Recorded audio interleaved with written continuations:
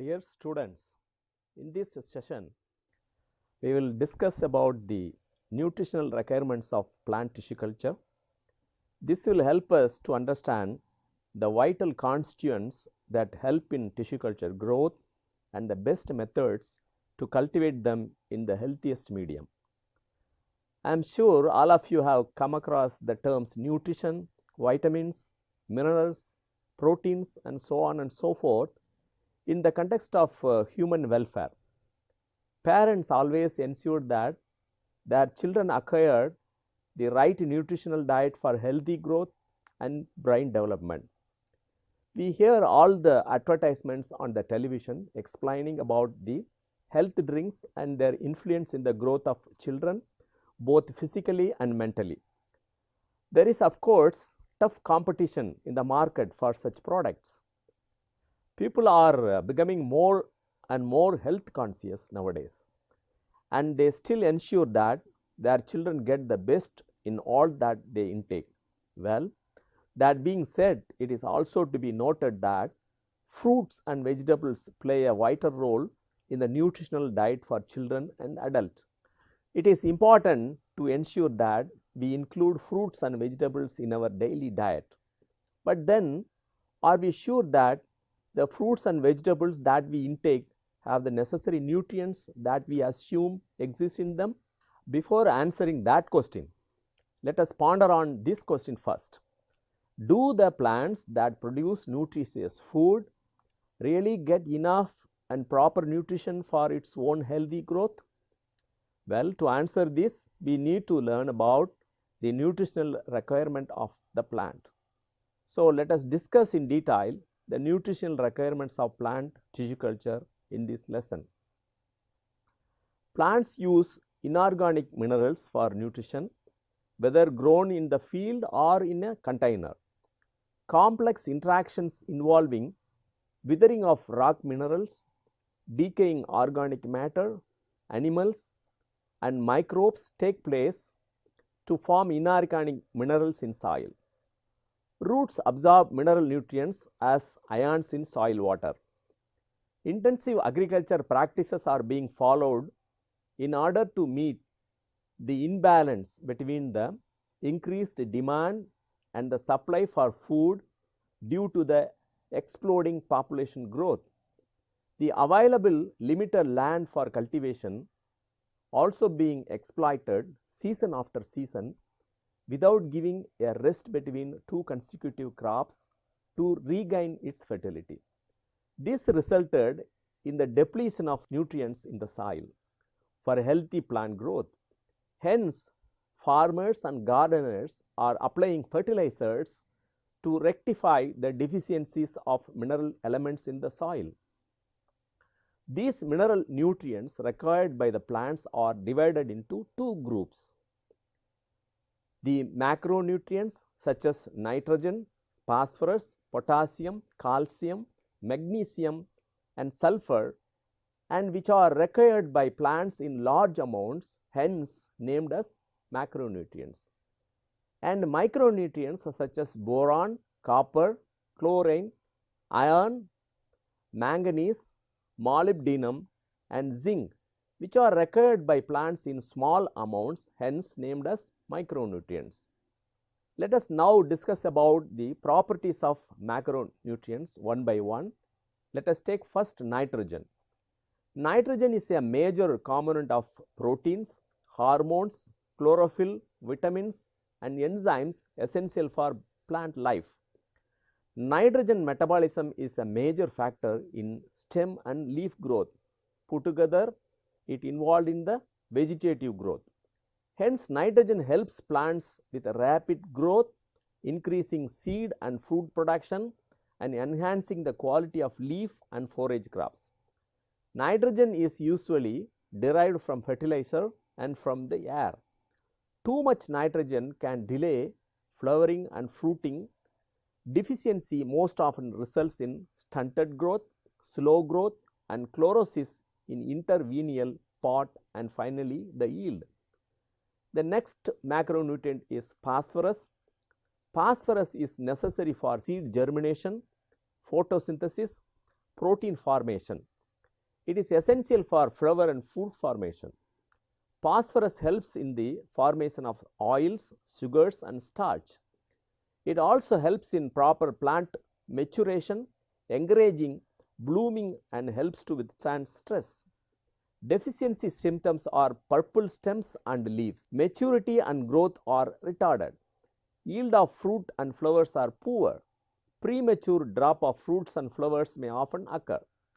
Phosphorus often comes from fertilizer, bone meal, rock phosphate, and superphosphates. The next one is potassium, and potassium is necessary for formation of sugars, starches, carbohydrates, protein synthesis, and cell division in roots and other parts of the plant. Potassium helps in enhancing the fruit quality by improving the flavor and color of fruits and vegetables and increasing the oil content in nuts, hence considered as the quality element in crops. It involved in the operation of stomata, that is the opening and closing of stomata in plant leaves, and helps to control water loss in crop plants through transpiration. Potassium helps in and improve stem rigidity and cold hardiness, reduction of disease by immunization development.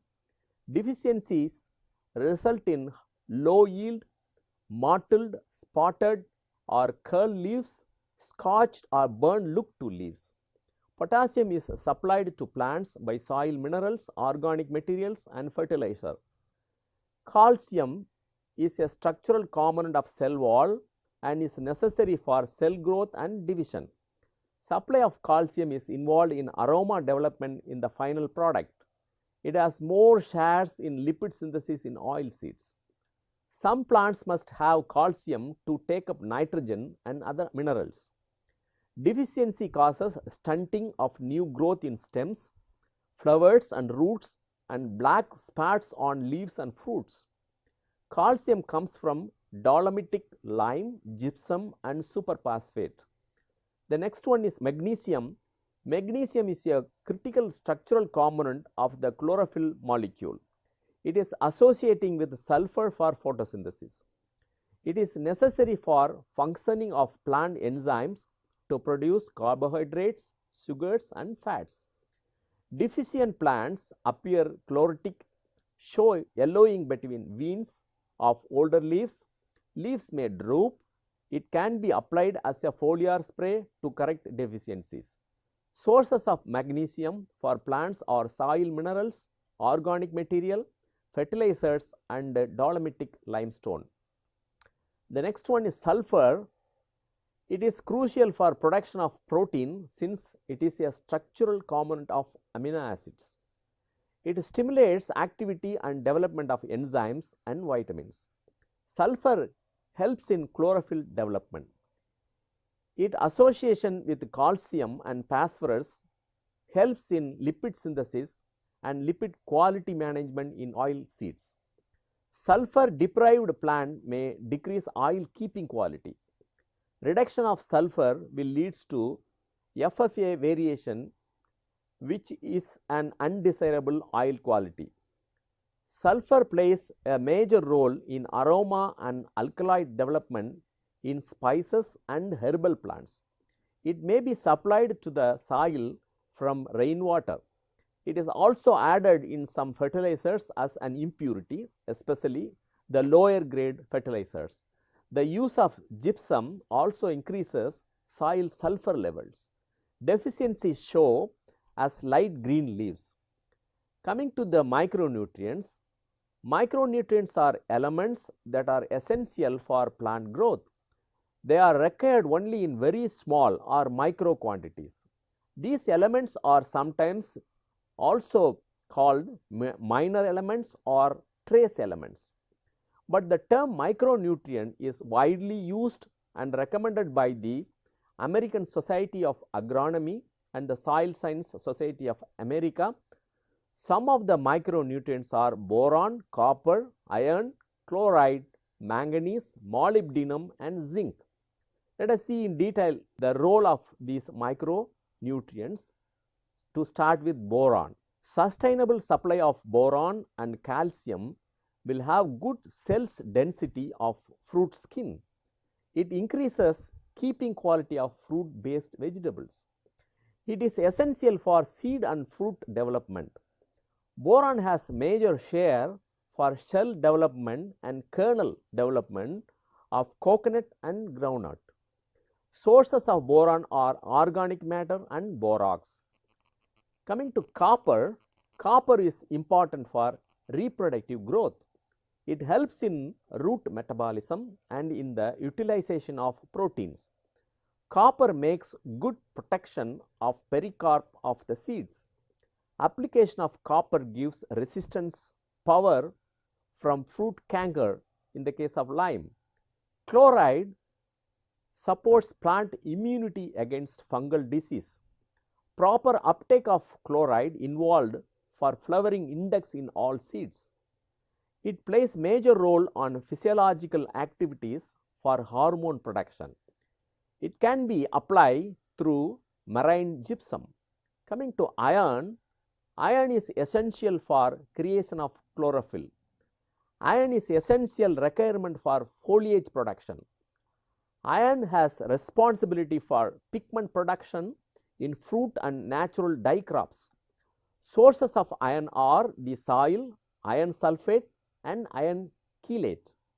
Manganese, it functions with the enzyme systems which is involved in the breakdown of carbohydrates and nitrogen metabolism.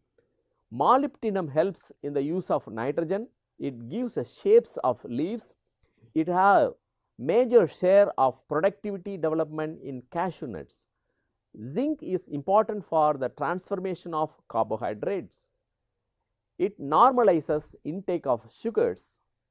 Zinc is part of the enzyme systems which regulate plant growth. Along with calcium, sulfur, iron, zinc involved in lipid synthesis.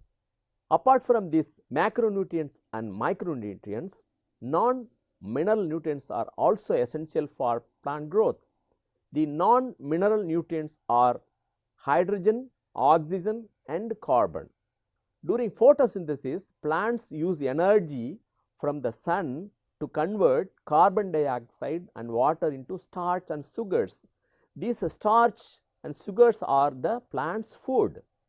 Farmers and gardeners cannot control this process of plants because plants get carbon, hydrogen and oxygen directly from the air and water. Another important strata which involved in plant growth is the soil. Generally, most plants absorb nutrients from the soil to grow.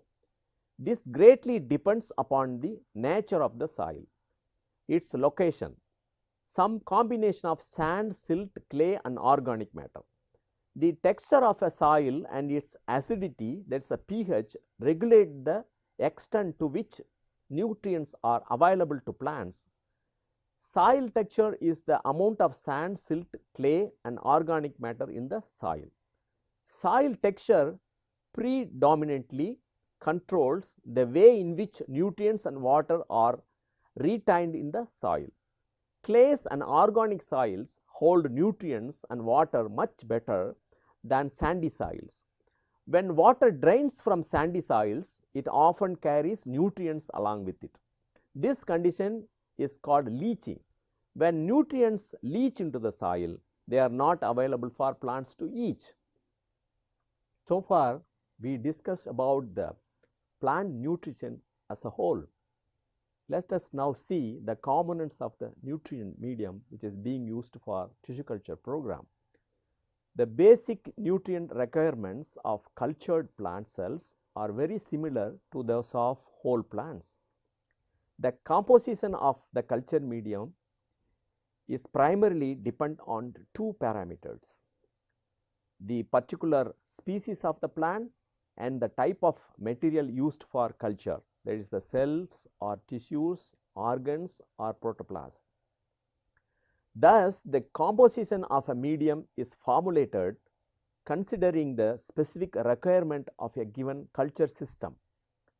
A standard basal medium consists of a balanced mixture of macronutrients, say nitrogen, phosphorus, potassium, calcium, magnesium and sulfur, and of course the micronutrients, namely the cobalt, iron, manganese, copper, zinc, boron and molybdenum. Usually the salts of chlorides, sulfates, phosphates and iodides of calcium, magnesium, sodium, iron and boron are being used, and along with this a carbon source, vitamins, phytohormones and organic additives are also being added. Among the said nutrients, some are essential and some are optional. The essential components include inorganic and organic nutrients like carbohydrates, besides phytohormones and vitamins. Organic additives like natural extract and liquid endosperm are optional. Among the inorganic macronutrients, nitrogen plays a vital role in growth and differentiation of cultured tissues. The range of inorganic nitrogen varies from 25 to 60 millimolar per liter of the medium according to the requirements.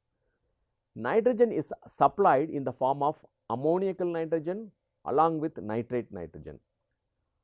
Ammonium ion as nitrogen source is usually unsuitable, probably because under such conditions the pH of the medium has a tendency to fall below 5 during culture, resulting in reduced availability of nitrogen.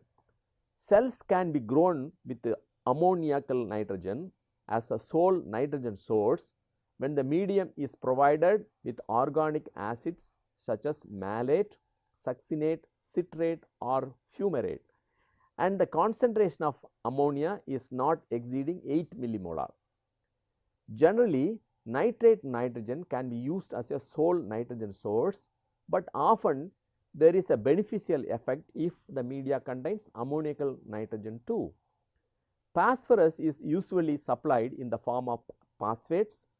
Phosphorus level greater than 2 millimolar per liter of the medium are often inhibitory to the growth of tissues. The optimum potassium concentration needed is 20 millimolar per liter of medium. At low nitrogen concentration, presence of potassium enhances the formation of somatic embryos. The medium supplemented with potassium nitrate produces more embryos than the medium with ammonium nitrate. Sulfur is provided in the form of sulfates. Besides, the sulfur containing amino acids like cysteine, methionine and glutathione are satisfactory sources for sulfur. The optimal concentration of calcium and magnesium is 3 millimolar per liter of medium. Iron requirement is very critical among the micronutrients. The availability of iron is reduced at high pH due to precipitation.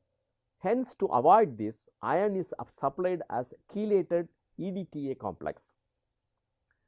Micronutrients produce toxic effects if they are applied at higher level. Plant cells and tissues in the culture medium are heterotrophic and therefore depend on the external carbon for energy. Carbohydrates are used as carbon source. The standard carbon source is sucrose at a concentration of 2 to 5%.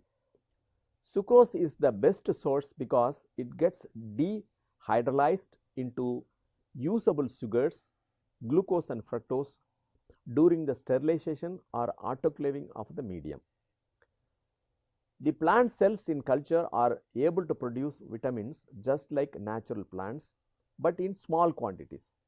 This does not help the proper growth of cells in the culture. Therefore, the medium is supplemented with vitamins such as thiamine, HCl or B1, nicotinic acid or B3, pyridoxine HCl B6 and calcium pentothenate B5 in order to attain good growth of cells. Among the vitamins, only thiamine HCl or B1 seems to be universally required. There are organic compounds other than nutrients which influence growth, differentiation and multiplication. They are required in minute quantity in the media. The requirement for these substances varies considerably with the tissues, and it also depends on their endogenous level.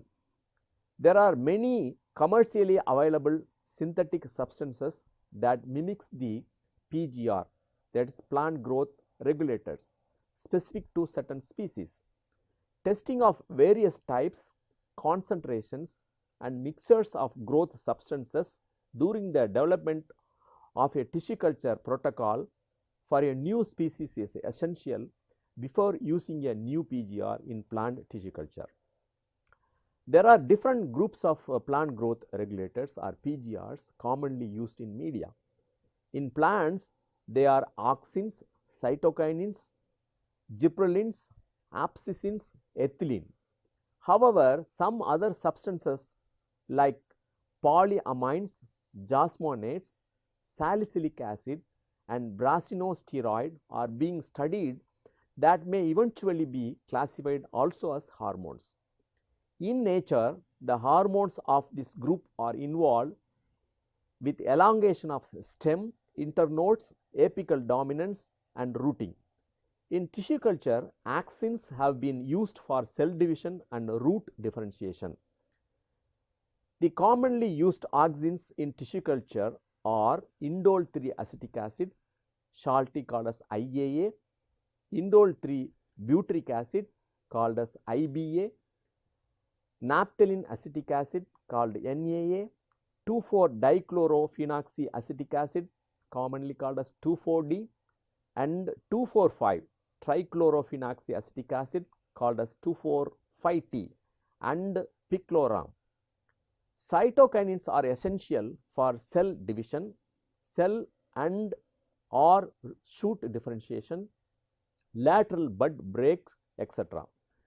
In tissue culture media, cytokinins are incorporated mainly for cell division, differentiation of adventitious shoots from callus and organ and shoot proliferation. The commonly used and the naturally occurring cytokinins are zeatin, isopentyl adenine or IPA. The synthetic kinetin includes benzyl aminopurine or shortly called as BAP, or it can be also called as benzyl adenine or BA, and furfuryl aminopurine or kinetin or kin. Cytokinins are generally dissolved in dilute hydrochloric acid or sodium hydroxide solution.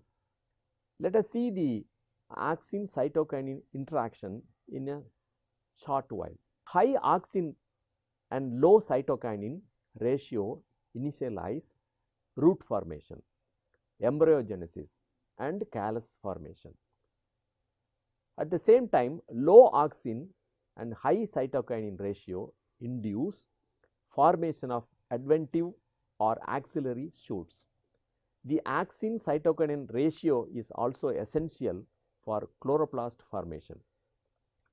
Gibberellins are naturally occurring plant hormones involved in internode elongation, enhancement of flower formation, fruit and leaf size, and germination of seeds in plants. Among the 20 known gibberellins, gibberellic acid 3, that is GA3, is used widely. Compared to auxins and cytokinins, it is used very rarely. They are soakable in cold water. Abscisic acid, the plant hormone involved in abscission, enforcing dormancy and regulating early stages of embryo development. It is required for normal growth and development of somatic embryos and promotes morphogenesis. Ethylene, a gaseous plant hormone involved in fruit maturation, abscission, and senescence. All kinds of plant tissue cultures produce ethylene and the rate of production increase under stress conditions. Let us see the organic additives which are used in plant tissue culture medium. Similarly, amino acids such as glutamate, asparagine and nitrogenous base adenine are added as organic supplements to the cell cultures to kindle the cell growth. As mentioned earlier, the organic acids, especially the intermediates of Krebs cycle such as citrate, malate, succinate, pyruvate are used when the medium has nitrogen in ammoniacal form. Sometimes antibiotics such as streptomycin and kanamycin are also added to the medium to check the growing microorganisms. Compounds like casein, hydrolysate, coconut milk, malt extract, yeast extract, tomato juice and so on and so forth may be added for specific purposes. Among the natural extract, coconut water is widely used as a source of cytokinin and various amino acids. The physical form of media used in tissue culture are solid medium or liquid medium. In solidified medium or solid medium, explants are easily seen and recovered. No special aeration is needed. Shoots grow in more orderly. Long-term maintenance is possible. Simple container and a little space is enough. Whereas in liquid medium, recovery is difficult and usually aerated or shaken and the seeds would not germinate. Hence, the selection of solid or liquid medium is dependent on the better response of a culture. The physical form of a tissue culture medium, like the combination of nutrients, is more important since the uptake of nutrients by the tissues, their growth and development are depend on it. To maintain the physical condition of the medium suitable for culturing, care should be taken to maintain the necessary hydrogen ion concentration, gelling agent and osmotic pressure. The pH of the medium is usually adjusted between 5 to 6 after the addition of agar and autoclaving. A pH of 5.8 is found to be optimum for plant tissue culture. pH higher than 6 give a very hard medium and a pH 5 do not allow satisfactory solidification of agar. Further, pH in media changes during growth of plant tissues and this pH drift is comparatively low in media with high salt concentration because of their buffering capacity. Generally, tissue culture media are solidified with any gelling agents. Agar is widely used with the concentration ranging from 0.8 to 1% weight by volume basis. If the concentration of the agar is increased, the medium becomes hard and does not allow the diffusion of nutrient into the tissue. The other less frequently used gelling agents are biogel, polyacrylamide pellets, phytagel, gelrite and purified agarose. Sometimes the solid media will accumulate the toxic substances, namely oxides, phenolic compounds released from tissues of banana and other oilseed crops and hamper further growth of tissues. To absorb the toxic substances, 1% activated charcoal is added to the medium. One disadvantage of adding activated charcoal is that it could absorb the growth regulators also. There are some major types of media available commercially. Commonly used tissue culture media is MS media or Murasaki Skoog media, invented by Murasaki and Skoog in the year 1962, and the LS media, Linz-Meyer and Skoog media, which is invented by Linz, Meyer and Skoog in the year 1972 for plant regeneration of both monocots and dicots. B5, Gamborg and others in the 1969 invented this medium developed for culture of soybean cell suspensions, but also has been effectively used for plant regeneration.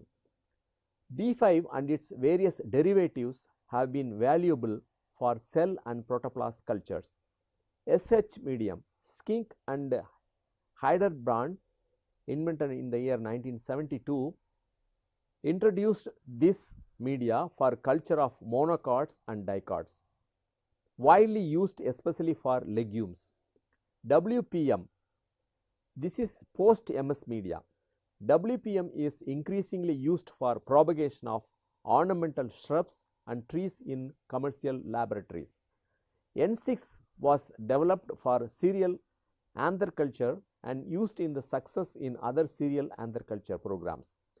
In special cases, NN, niche and niche was also used.